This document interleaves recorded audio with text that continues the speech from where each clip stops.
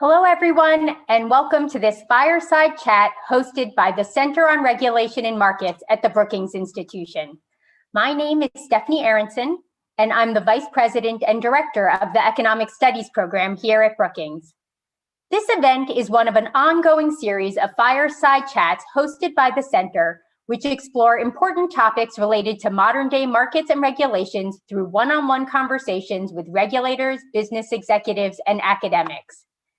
Today, we are honored to be joined by John Allen, President of the Brookings Institution, and my colleague Darrell West, the Vice President and Director of Governance Studies at Brookings.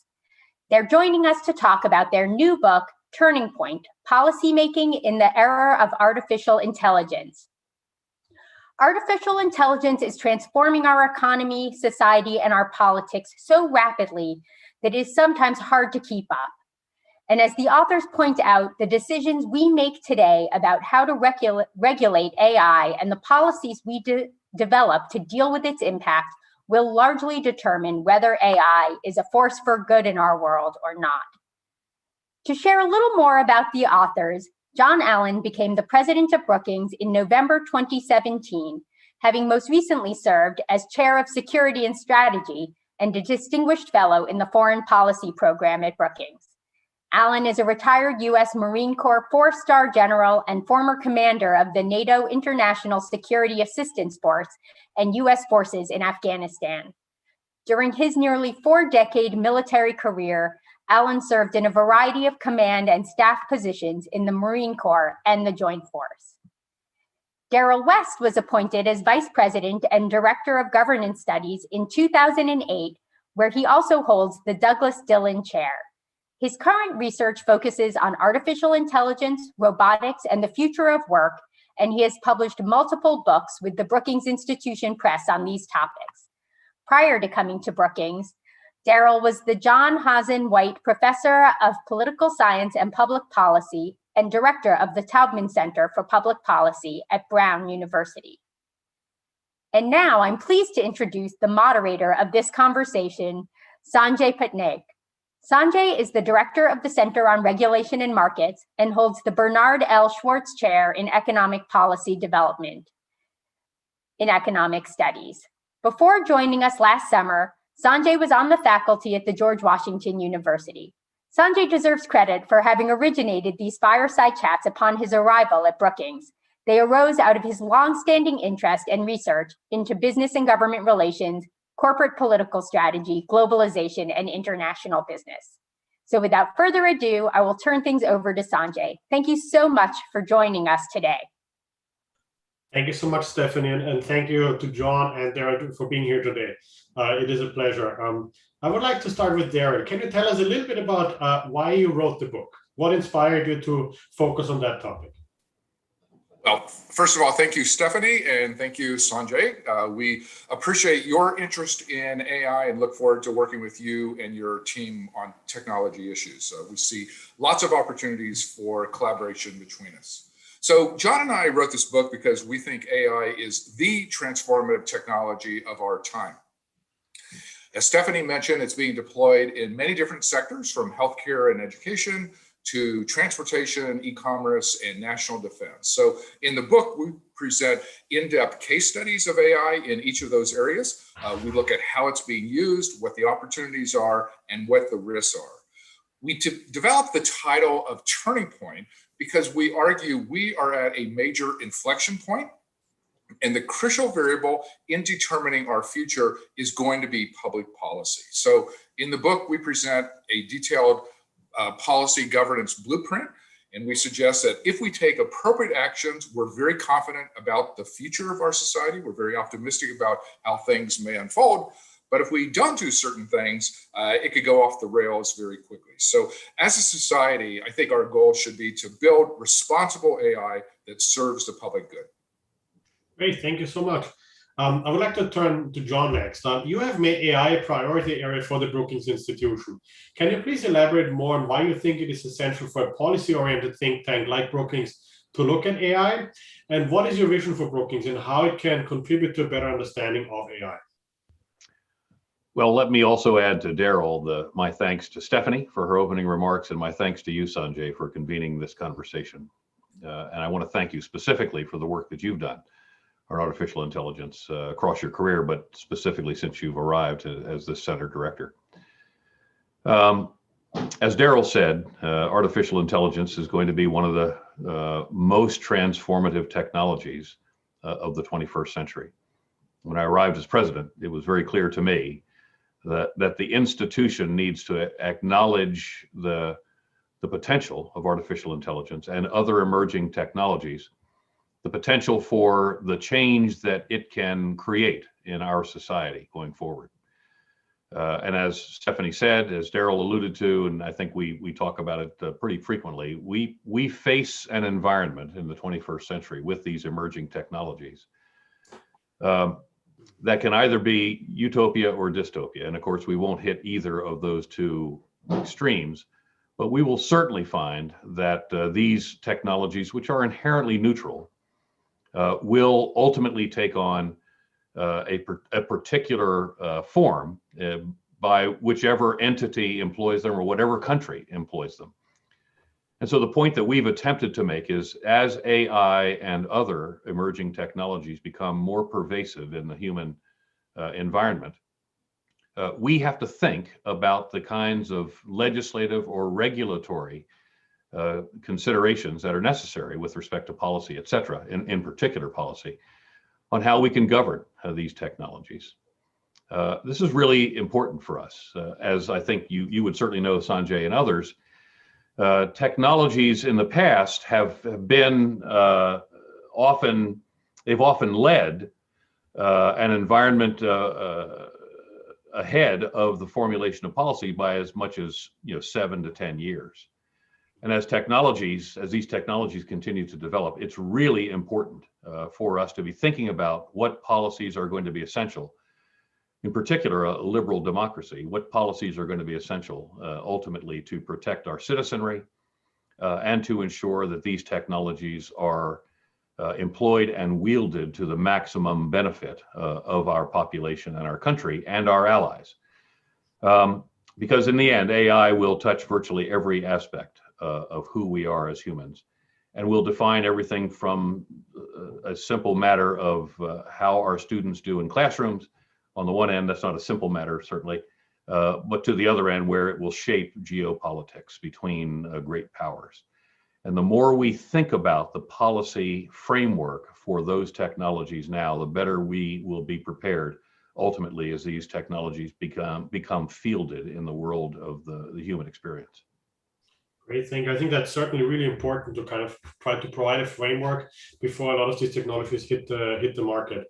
Turning to Darrell, if you look at artificial intelligence, it's kind of like a buzz phrase in the popular discourse, but the meaning is often not well defined. So in chapter 1 of your book, you talk about 3 features of AI that help distinguish it from other technology, which is intentionality, intelligence, and adaptability. Can you please talk through each of these features and give a few examples of AI systems that are already being widely used in different industries? Sanjay, that's a great question, and I think you're exactly right. Everybody has heard the term AI, but few people actually know what it means. So we do open the book with a very lengthy discussion. And what we do is define AI as automated software that can analyze data, text, or images, and then make intelligent decisions based on that information. I think the key qualities are software that is intelligent, adaptable, and has the ability to learn as it gets more information. And by that, we mean that algorithms can independently analyze data and then act on the insights that come out of that. And I think the learning part is key, because an algorithm should be able to improve as it gets more information. I mean, that's the whole point of AI, really. We want AI that's able to adapt to changing data as well as changing circumstances, and still can make intelligent decisions based on that.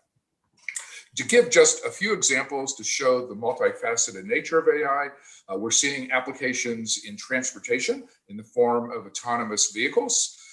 The AI is essential to autonomous vehicles because It's the software that integrates information from the LiDAR on top of that autonomous vehicle, the cameras that go around the vehicle, and the remote sensors that help to keep the vehicle in the correct lane. So the autonomous vehicle is nothing without AI that can instantly integrate, analyze, and assess the situation and keep people safe. In the finance area, we're seeing many applications. In fact, we think finance is going to be one of the leading sectors in terms of new AI applications. People are using AI for fraud detection. You can use AI to find outliers and abnormalities and then refer them to humans for more in-depth inspection to see if fraud actually has taken place. AI is being used for wealth management. It turns out that AI is more rational and less emotional than humans, which turn out to be great qualities in terms of managing your money. And then the last example I will give comes from the world of e-commerce and the case of product recommendations, because a lot of e-commerce platforms are analyzing your online behavior, looking at your consumer purchases, and looking at the things you look at on the site, but don't actually buy. And then based on the analysis, that site will recommend products to you that you may want before you actually realize consciously that you want them. There's some companies that have claimed that up to a third of their sales are now coming from their own product recommendations. So that's just one sign that the AI is getting better and better, and it's being incorporated in commerce and trade. The last one is actually really interesting. I don't think a lot of people think about that when they see the recommendations pop up, that there's such a sophisticated algorithm behind it. John, I'd like to turn to you. So you mentioned something really important, which is that the technology itself is neutral, right? But it's really up to us how we use it.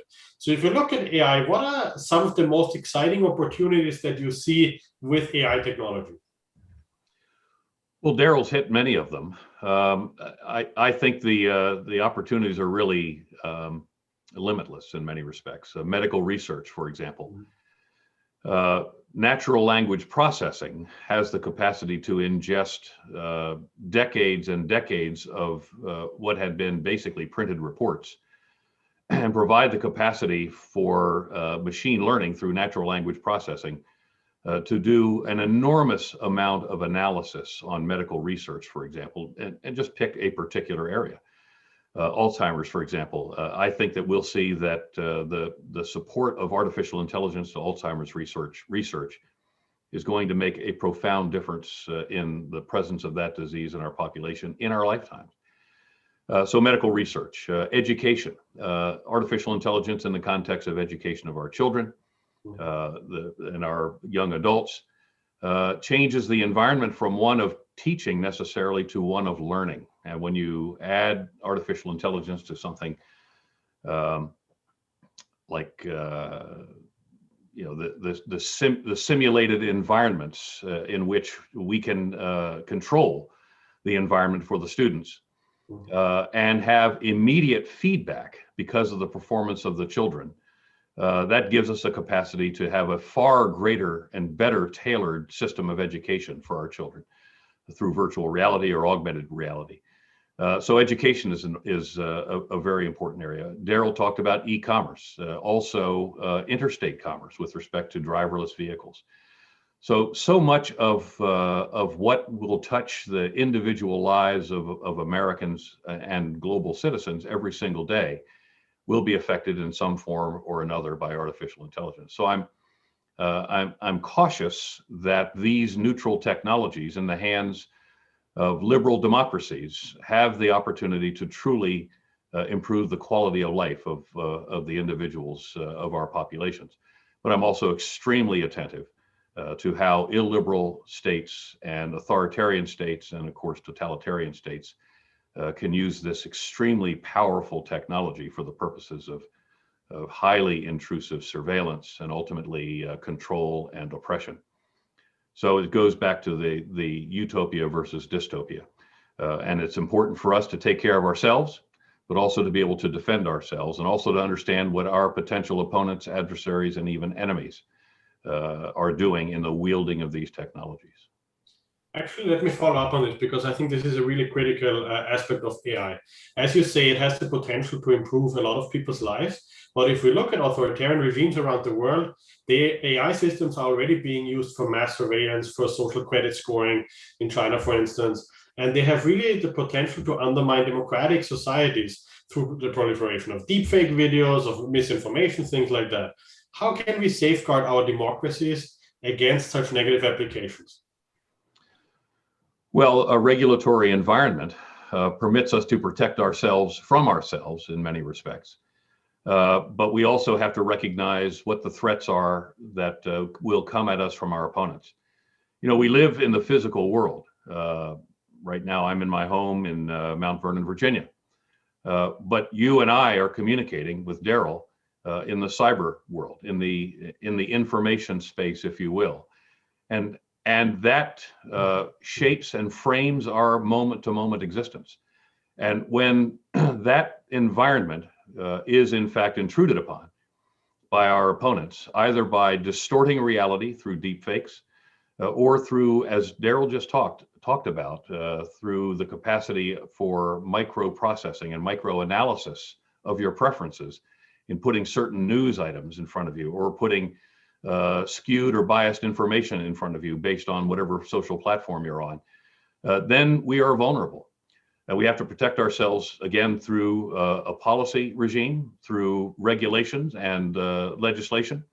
But we also have to defend ourselves in the context of our military capabilities in the cyber domain. And we have just seen the President of the United States level sanctions on the Russians for intruding into our cyberspace and attempting to influence the opinions of American citizens as it relates to the 2016 election and later. So that is a vulnerability that that liberal democracies have, and we have to be conscious of that. It also requires that we educate ourselves to what true information actually looks like, and not permit ourselves to fall victim to the kinds of skewed information that can come over certain media platforms. And I'll let Darrell also question this as well, because he's got some very good thoughts on it. I think that's a really important point. Really, the responsibility of each citizen also to inform themselves, right? That's correct. Exactly right. Turning to Darrell, like, these are some of the risks that we heard about, right? About AI, looking at our democracy, cyber intrusions. What are some of the other biggest risks that you see with AI technology going forward? I certainly agree with all the worries John just expressed in terms of the use of AI by authoritarian governments to suppress their people, the risk of misinformation, the risk of disinformation. But within the domestic space, there are some additional concerns related to fairness and bias. And certainly my colleague, Nicole Turner-Lee, has written extensively on these issues. So, for example, financial institutions are making decisions on loans and mortgages based on AI applications. And so the question is, are those algorithms operating in a fair manner? Are they equitable? Are there inequities related to race, gender, or marital status? In the bricks and mortar world, we have clear rules on what banks can consider and what they are not allowed to consider. We need to make sure that the algorithms operate in a fair and unbiased manner. Lack of transparency is a big problem in the AI area. You know, we refer to this as the black box. Like, nobody really understands how those algorithms operate. How do they make decisions? What are the data that they incorporate in their decisions? As AI becomes more prevalent in education, healthcare, finance, and other areas, we need greater transparency about how they are making those decisions so that we can then assess their fairness, their bias, and their impact on humans. The impact on human safety clearly is a big consideration. As autonomous vehicles start to come online, this is becoming a big issue. This week, we actually just had a Tesla crash where the car is being operated via autopilot that crashed. And so questions of safety are going to be paramount. And then the last thing I'll mention is a basic governance question of who decides. The old model in the technology area was what we love to refer to as permissionless innovation, whereby we essentially let private companies make the decisions. They would decide what the new products would be, how to innovate, how these products got deployed, to whom they were sold, et cetera, et cetera. People are now no longer comfortable with that approach. They want more public engagement, more public involvement, more public oversight.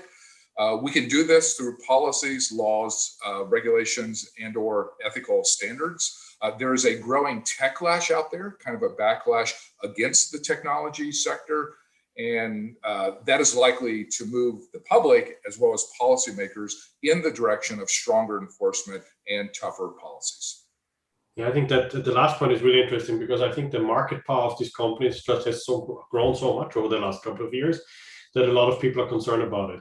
And I think the transparency issue is really highlighting a vulnerability of our regulatory system, because oftentimes the regulators don't even understand what the AI systems do and the black box of these algorithms. And it's very difficult to design policies if you don't really understand the technology. And I think that's just going to get worse. So we have to find new ways to regulate. And that's actually, John, that's my next question for you. So you talk to policymakers on a regular basis, right? And so what has been the response by the policymaker community to your book and issues regarding AI? Are policymakers thinking about it? Do they take it seriously in DC or the state level? Oh, yes, they're taking it very seriously, Sanjay, because it gets back to the heart of the issue in many ways. And let me just use an acronym that we hear frequently. We hear it in the private sector. We hear it amongst the policy participants, and the acronym is ELSI, ELS, all of them capitalized, little I. And in the liberal democracy, in the U.S. democracy, more and more the private sector, in harmony with the policy environment, uses this acronym as a guide, and it's a very in-depth guide in the big scheme of things, but at the most basic level. The E stands for, what are the ethical implications of this particular application of artificial intelligence? The L is, what are the legal implications? And Darrell just mentioned the crash that occurred with the Tesla vehicle. There will be substantial legal analysis of how that happened and the outcomes in terms of jurisdictions and traffic regulations, et cetera, et cetera. So the ethical, the legal, and then the S is for the societal implications of a particular application. And the little I is for implications. So I think that we in this country, and more broadly in the community of democracies, are far more attuned now to the implications of artificial intelligence in the day-to-day lives of our citizens, where 10 years ago, by virtue of the strength of computing and the availability of big data analytics, AI was a notion, but AI wasn't nearly as pervasive. Today, with the improvement in the capacity for supercomputing, with the availability, increased availability of big data and the sophistication of algorithms, this is far greater a concern as we go forward. And so I think that this book is of great interest. I've heard a number of folks, not trying to pat Darrell on the back since he did so much work on it, but I should. There are so many folks who've said, I truly now understand by reading this book that artificial intelligence left unto itself is a potential problem. So we need to have a regulatory environment or a policy environment that helps to shape how these applications actually benefit humankind. And let me just read one thing to you. You know, Darrell and I wanted to make sure that we were very clear that artificial intelligence we see as an asset, and emerging technologies are on the horizon to the good of all humankind. So when we dedicated this book, we dedicated it as follows. This book is dedicated to our youth, into whose hands we place the full potential of artificial intelligence and other emerging technologies. It is our most fervent prayer that they are guided by the light of good in wielding these technologies for the benefit of all humanity. Being able to wield these technologies to the good and the benefit of all humanity will come not just from the technologies themselves, but our capacity to shape their employment and their application through laws and regulations and policies to ensure that those technologies are in fact applied to the good and the benefit of all humanity. And I think that will be critical also in terms of the acceptance of these technologies by the population, right? If we look at autonomous vehicles, for instance. And that actually brings me to my next question for Darrell. If we look at the US government currently, do you think the US government is prepared to adequately regulate AI? And what kind of federal agencies do you think should regulate AI? Should it be one agency? And what kind of improvement or changes should agencies make in order to have that capacity? Well, the short answer to your first question is no. Most government agencies are not well equipped to regulate AI at this point. They have big problems in terms of lack of proper staffing and lack of proper expertise to regulate AI. Industry obviously can pay far higher salaries. I mean, good AI people can earn $1 million a year from the private sector. So it does make it very challenging for the federal government to get qualified people who understand AI, understand the way that it operates, can develop data that illustrates some of the risks and some of the harms, and then develop regulations that can deal with those issues. It's really hard for the government to compete for technology talent and build the staffing required for effective regulation. On the structural issue, I think there are interesting questions in terms of how the federal government approaches the topic of AI regulation. I think in the short run, what we have now and what we're likely to retain, at least in the immediate future, is a sector-based approach to regulation, where the Department of Transportation regulates AI in autonomous vehicles. The Federal Trade Commission handles consumer harms. The Equal Employment Opportunity Commission handles employment-related problems of AI. The Department of Education handles education-related AI, and the Department of Health and Human Services addresses health IT issues. That's the status quo, and probably will continue to be the case for a number of years. But that approach is problematic because there are some AI issues that cut across sectors. Clearly, the privacy topic is an issue, whether you're talking about health, education, transportation, employment, or basic consumer finance. We need a national privacy law that really protects people regardless of where the particular application is. On the issue of whether we need a new agency, my colleague Tom Wheeler has proposed the creation of what he calls a digital regulatory agency, which would handle these cross-cutting issues and develop a well-trained staff that can regulate AI regardless of the particular sector. And so that's something that we're actively debating and trying to determine, do we need that? What would it look like? How would it operate? And so on. But, that approach is likely to take several years to stand up, especially in our current political climate with a 50-50 setup. Yeah, definitely. And I think one point is quite important that you mentioned. If it is sectorally based, I think it would be very difficult for the government to get the capacity and the skill level if it's distributed across the different agencies, right? So if you look at AI governance, what should be the highest priority for policymakers right now if they look at it to improve AI governance? And in your book, you mentioned as a suggestion, improving governance through distributed collaboration. Can you explain a little bit what that means? I mean, what we suggest in the book is that in addition to needing technology innovation, we need governance innovation. We need new models of how we think about developing guardrails that will promote human values and protect humans from some of the safety risks, the fairness and bias questions, and the lack of transparency. So we need some approach to regulation that encourages innovation, because that is going to be a big driver of our economy and international commerce, while mitigating the clear consumer harms that we want to guard against. So in the book, as you mentioned, we discussed the notion that we call distributed collaboration as one way to think about that.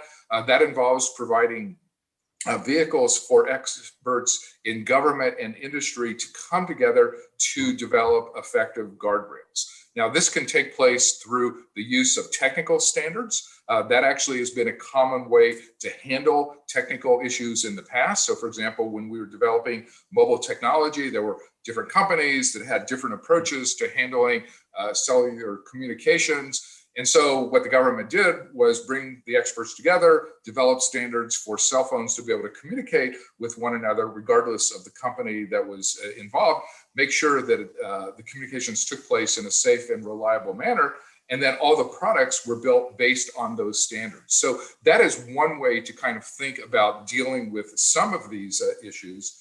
NIST, which is the National Institute for Standards and Technology, is a current federal agency that is working very hard in this area. It's been tasked by Congress to develop standards for AI that can mitigate some of these issues.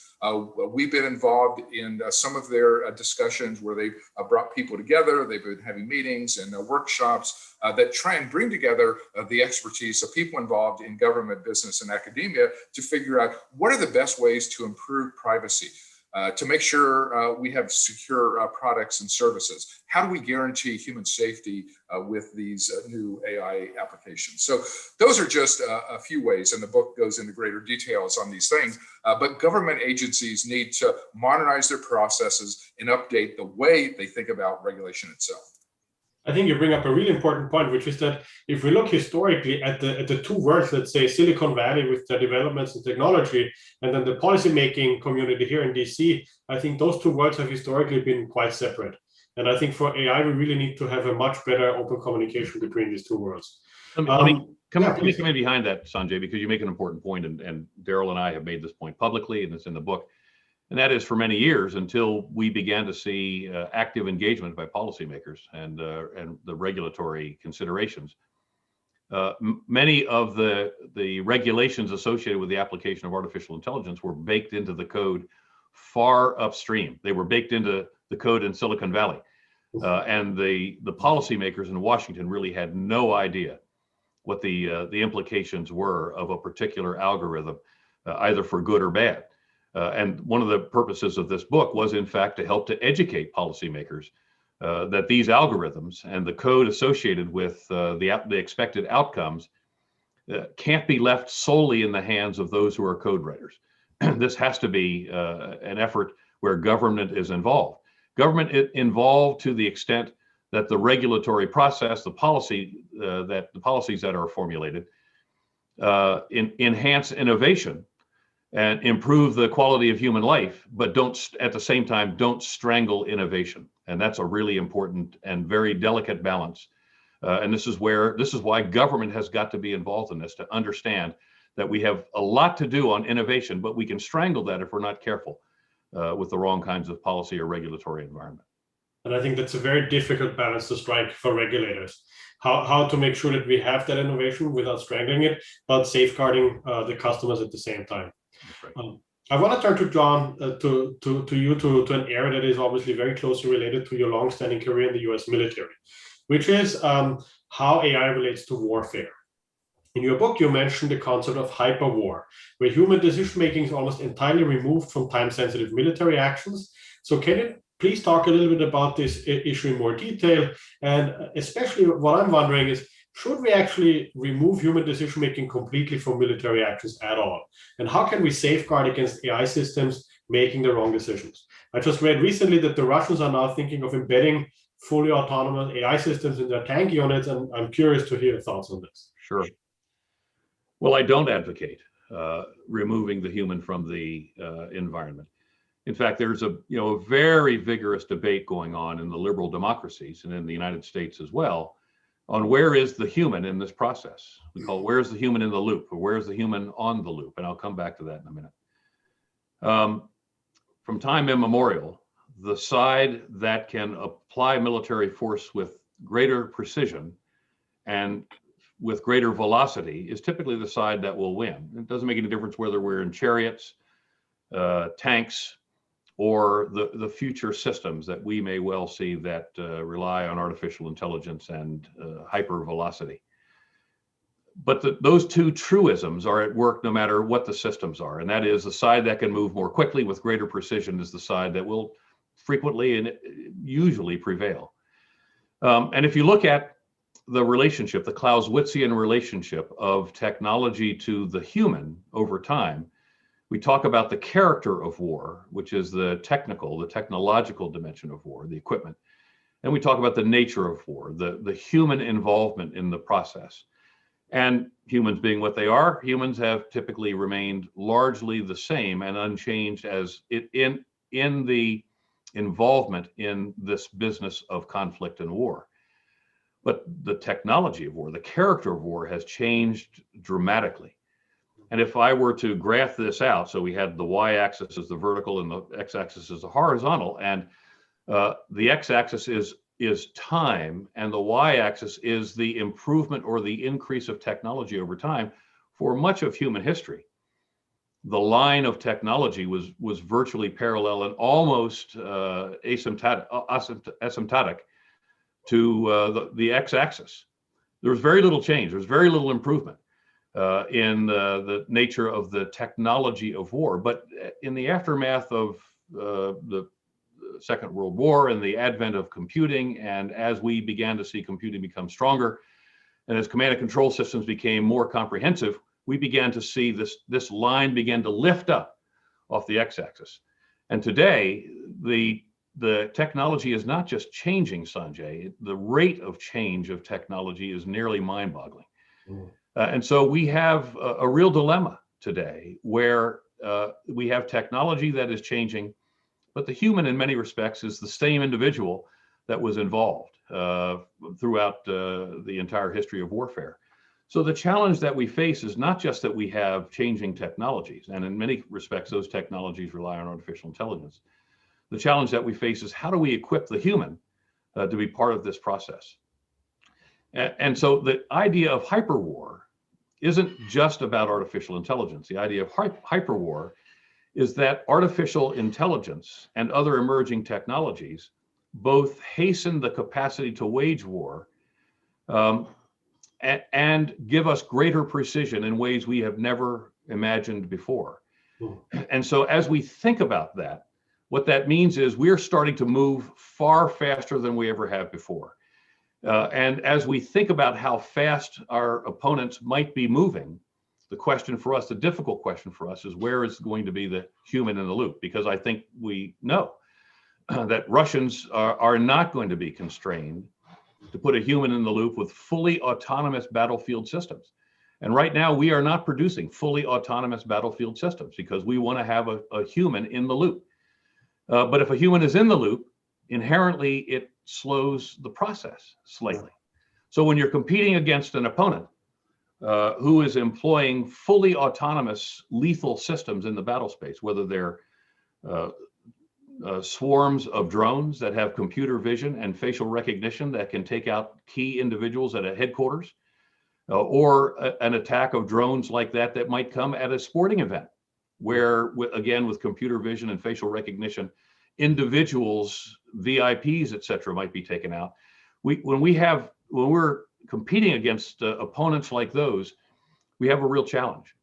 And so we're dealing in our own conversation about where the human should be in the loop and whether we should ever produce a fully autonomous lethal weapon system and release it into the battle space. For now, we are not.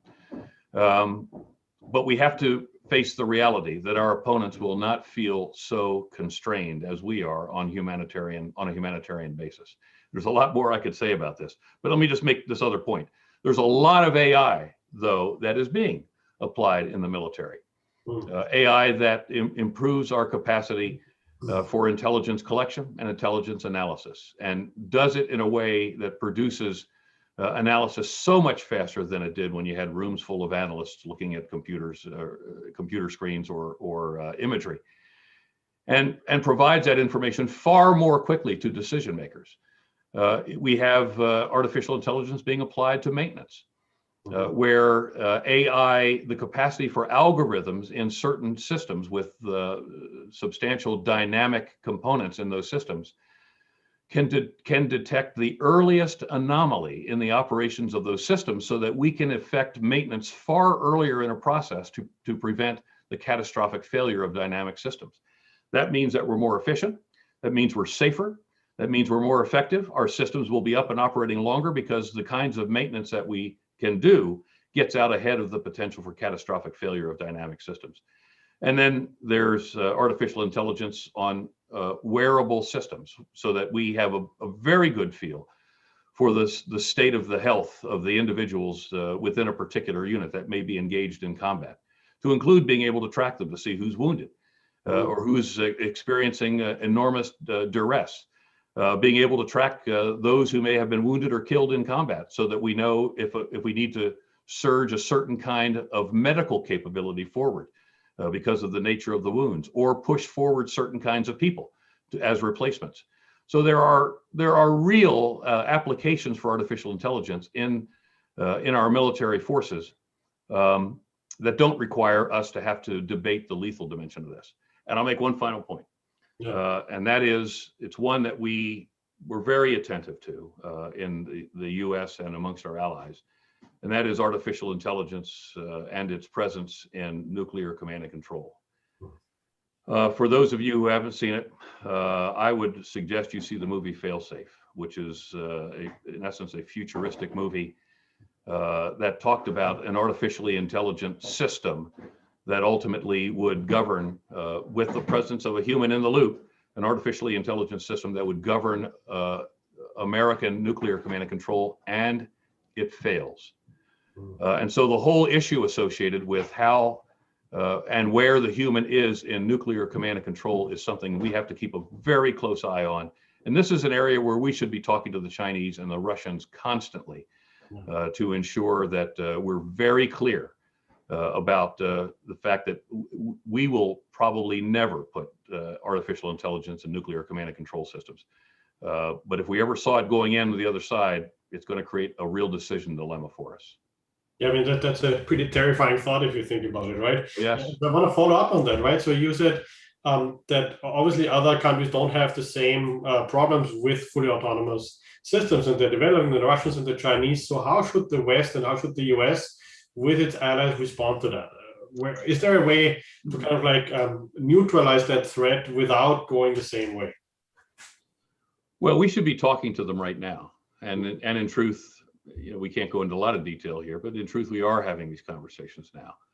Okay. And I think with at least one of the great powers out there, there is no desire for us to engage in an artificial intelligence arms race, if you will.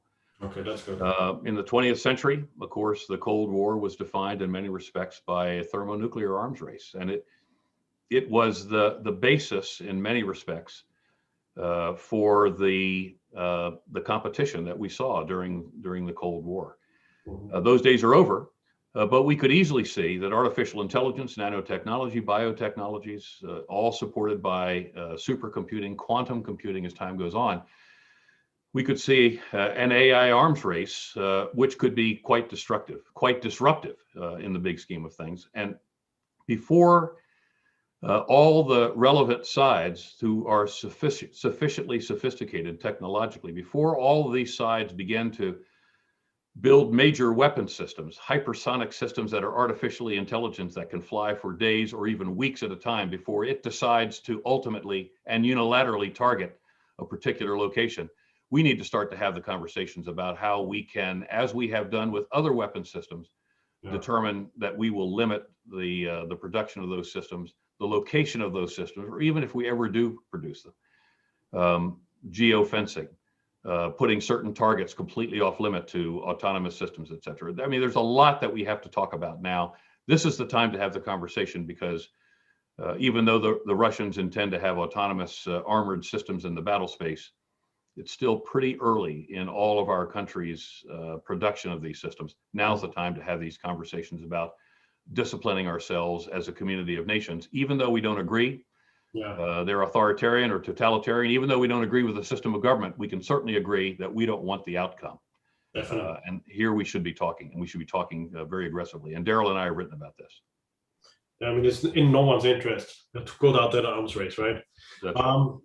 Darrell, I want to change gears a little bit. And so if we look at our allies, especially the European Union, we see that they have been thinking about AI policy, governance, and regulation for quite some time. And they actually just came out with plans, with quite detailed plans, to strictly regulate AI systems, including banning AI for mass surveillance, for social credit systems like it's being used in China. And so I think that sets quite important standards for Western democracies. Do you think that the US should follow with similar regulations and coordinate with the EU in coming up with a governance framework, or is the US going its own way? I mean, I think we do need to coordinate with the European Union on the future of AI. And you mentioned the new guidelines that they've just come out with. And I would really encourage people to take a close look at them, because it's a very important step forward in terms of how we can approach AI, what the policy should be, and what the nature of the regulation should be. And what I find interesting about the EU approach is it adopts what it calls a risk-based approach to AI, meaning that the regulations are geared to the degree of risk, with risk defined as the number of consumers affected, the size of the company, the scope of the impact, like does it affect human safety? That requires a very high level of regulation. The EU designates law enforcement and criminal justice as a high-risk area just because it can lead to the arrest or incarceration of individuals. In fact, in the United States, there actually are some cities and some law enforcement agencies that are using predictive analytics to target particular neighborhoods as high crime areas, transfer resources to those areas. But of course, all of those predictive analytics are based on historic data that are completely biased based on race. And so the predictions are biased in a racial direction. So I think that risk-based approach is a good way to think about it. And some of their particular recommendations, for example, they're banning the use of facial recognition software until the systems become more accurate. There actually are a few American localities that have taken that step as well, particularly in terms of use of facial recognition by law enforcement. The EU guidelines propose fines for companies that violate their rules, that the fines can go up to 6% of global sales. So basically, those could lead to very stiff fines if your company violates the guidelines that have been put into place. The guidelines pick up on a recommendation that we make in our book that came out last year.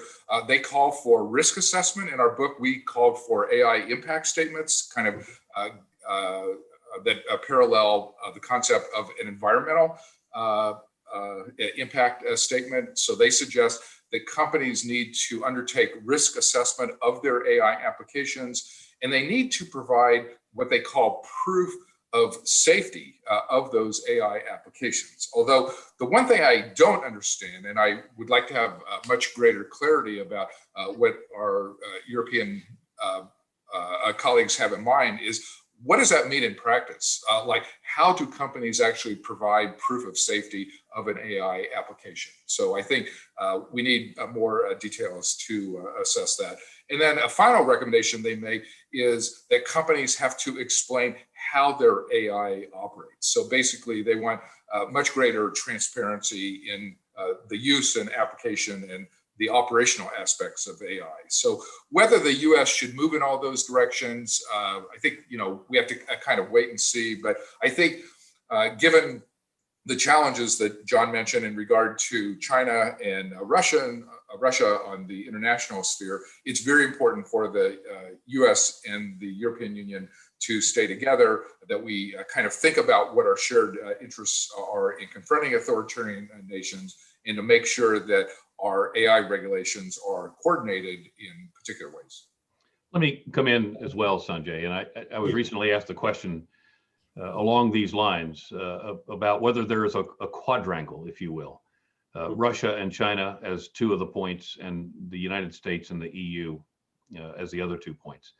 And to Darrell's comment, look, the Euro-Atlantic region, North America and Europe, share so much in the context of our common values and our common interests and our common systems of government and our common systems of our economies, and how we value the individuals within our populations. We share so much. And for us to find ourselves at odds on these kinds of things, these kinds of regulatory standards, we should look very, very carefully at why those differences occur and try to find ways where we can come closer together. Now, we will always, countries always act in their own self-interest. So we will never be in 100% coincidence necessarily with the European Union. But I would propose that we should work very hard if the proposition that there is a quadrangle out there on issues associated with the application of these technologies, we ought to work very hard to turn that into a triangle so that the United States and the EU are almost imperceptibly different in our commitment to human rights, our commitment to the rights of our citizens, and the fair, explainable, safe applications of these technologies. I totally agree. I think it would really increase the leverage that we have, even on the rest of the world that is maybe in between the superpowers. I want to talk a little bit about another aspect that actually came up in an audience question here, which is the impact of AI on the labor markets, right? I think we have two potential effects. One is that a lot of tasks might get much more efficient, and we can actually improve our decision making and improve the workflow in this area, for instance, the medical field. But on the other hand, a lot of people are worried about the impact on low-skilled workers, or even some high-skilled workers in the end in terms of unemployment. And I'm curious, what are your thoughts on this, to both of you? Kind of like, what trends do we see so far? What kind of policies can we put in place to mitigate some of those impacts? I mean, I would say that AI has the potential both to take jobs as well as create new kinds of jobs. We're already seeing AI starting to replace jobs in the finance sector. You know, the examples I gave before in terms of fraud detection and wealth management. There are going to be accountants who lose their jobs because AI can add up the numbers as well as, if not better, than human beings. In the retail sector, we're seeing fully automated retail stores operate. I actually visited one in Seattle, and basically you go in, you go shopping. The company uses computer vision and AI applications tied to your credit card or your mobile payment system. You walk out, it automatically charges your account. No sales clerks, no cash registers. So there certainly are going to be entry-level jobs are at risk, but there are going to be new types of jobs that are created, certainly data analytics. Any young person out there who wants a guaranteed future, learn data skills. Because we need data scientists, we need people who are skilled at analyzing large data sets. I think the greatest risk is what I would call a skills mismatch, where people don't have the skills for the new jobs that are going to be created.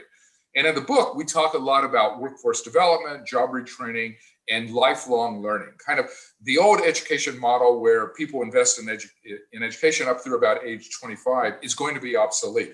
People are going to have to upgrade their job skills at age 30, 40, 50, and 60, literally throughout their lifetime. So companies are starting to develop job retraining programs for their employees, and they certainly need to do that and do even more of that. Universities need to move into adult education. That is going to be a big growth market. Community colleges already are doing a good job, but the four-year schools need to do more of that as well. And from a public policy standpoint, we need to think about the question, who's going to pay for this lifelong learning? Like there are young people coming out of college with $50, $60, or $70,000 in higher education debt. When I tell them you need to engage in lifelong learning, they tell me, you're crazy. Like, you expect me to keep paying for advanced training even beyond the age of 25. And so there's a public policy question in terms of that important issue. Who is going to pay for lifelong learning? And I'll come in behind Darrell, and he makes some very important points. You know, with the other prior industrial revolutions, often advances in technology did not have with them the coordinated efforts to be taken, or the coordinated measures that would be taken by society to deal with the displacement of those that would in fact lose their jobs because of enhanced technologies. And so what we saw was often some fairly substantial and widespread societal disruption as the societies in the prior industrial revolutions, or at any point in the march of technology, embraced and adopted and applied these technologies. And there was widespread, large-scale disruption and unemployment. Look, this is a fourth industrial revolution, and we can see this coming. And Darrell has just laid out some really important obligations that we have, going back to ELSI. If we see these technologies coming, and if we see that there will be some fundamental changes in the scope of work or the kinds of work that'll be necessary ultimately to fully embrace a digital horizon as it's coming towards us, then we have an obligation. Goes back to this issue of the character versus the nature of our society. We have an obligation as we embrace a more sophisticated character to our society to do all we can to ensure that we buoy the nature of our society at the same time. And that's job skills, it's vocational training, it's a commitment by the society to enhance lifelong learning. Yeah, I think the lifelong learning is a really interesting aspect. And I think that will even go throughout all different levels of education, and not only for low-skilled workers. And that will really require different ways of approaching education and different ways of organizing our workforce. So this is a great point. I want to finish with two final questions for both of you. Maybe John, we can start with you first. If you could name one aspect of AI that you're most excited and positive about, which one would it be? And one aspect that you're most concerned about? I think I'm most positive about how AI will change the way we both educate our children. Well, the outcome of education. I'm very excited about where AI can take education as we go forward. It will have the benefit of not only preparing us for this digital horizon that we're facing, but also the capacity to enhance the innovation in a rolling capacity as we go on. So I'm very excited about how education can be enhanced using artificial intelligence as we go forward. And of course, we've talked about it in a number of ways, and that is in the context of the concerns I have, and that is the concerns for the privacy and the rights of our individual citizens. And that's not just as a result of the reaching of the Russians or other malefactors, the Chinese, into our cyberspace and information space and attempting to change the way our people think or act. It's how we do it to ourselves. Yeah. And so we have to be constantly vigilant to the rights of our citizens to ensure that either inadvertently or intentionally, we are not employing these technologies to the detriment of our population. And we need to defend ourselves from our opponents and enemies from that as well. So that's my biggest concern. And I think you bring up an important point that oftentimes a lot of the privacy violations actually come from private companies or companies in the United States, right? That don't safeguard our data. So we don't have the policy framework for that. That's right. Now, I'm obviously concerned about artificially intelligent, hyper capable nuclear weapons. I'm very concerned about that. Yeah, I think everyone should be. but that's a ways off still, and we're going to have the conversation. But the moment-to-moment existence of the American citizen, or the citizen, you pick the country of democracy or any other state, I worry about the human rights of that citizen, the privacy of that citizen, and ultimately the quality of life being enhanced by artificial intelligence rather than degraded or oppressed by artificial intelligence. Definitely. What about you, Darrell? Same questions. I think what I'm most excited about is the potential for various kinds of new technologies to free humans from boring, dirty, or dangerous jobs. And I think we're actually close to that. Technology is advancing in all sorts of ways. And it may be that some of the worst jobs, in the sense of being boring and dirty and dangerous, we actually can automate. And what that could do, if they are accompanied by appropriate public policy changes, right, is to free people for more creative activities. Like, I know lots of people who are interested in the theater, the arts and crafts, music. They have hobbies on the side. They're interested in sports. There are all sorts of things that people like to do other than their job. It may be that we are able to end up in the best of both possible worlds, in the sense of not having, being relieved from the tedious jobs and being saved for more creative activities. So I'm excited about the possibility of being able to move in that direction. I think the thing I'm most concerned about is the loss of human agency. Like, when I give talks either in the United States or around the world, what people are really worried about is the loss of human control over technology. Like, they've seen all of the Hollywood movies, the Terminator, and it's basically hyper-intelligent, AI-driven super beings that ultimately enslave humanity, and that we're no longer in charge. People are really worried about that. And a lot of the concerns about privacy, security, human safety, and so on, basically come out of this broader worry about loss of human control. So what I like to tell people, and John and I make this point very clearly in the book, it's actually an optimistic book in a number of different senses. Humans are still in charge, in the sense that we control the policies, the laws, the regulations, and the ethical standards that, if appropriately implemented, can move technology in the direction of human values, protect human safety, and move the technology in a way that it conforms to human values and that people are in charge and not the technology itself. I think that's a really important point, and I can totally see why people are concerned about that. Well, we're at the end of our chat, 3:30. I really want to thank both of you. This has been super interesting. I appreciate your time. I know both of you are very busy, so thank you very much. Honored to be with you today, Sanjay. Thank you for all you're doing. Darrell, thank you. It's wonderful to see you again. Thank you, John. Good day. Bye.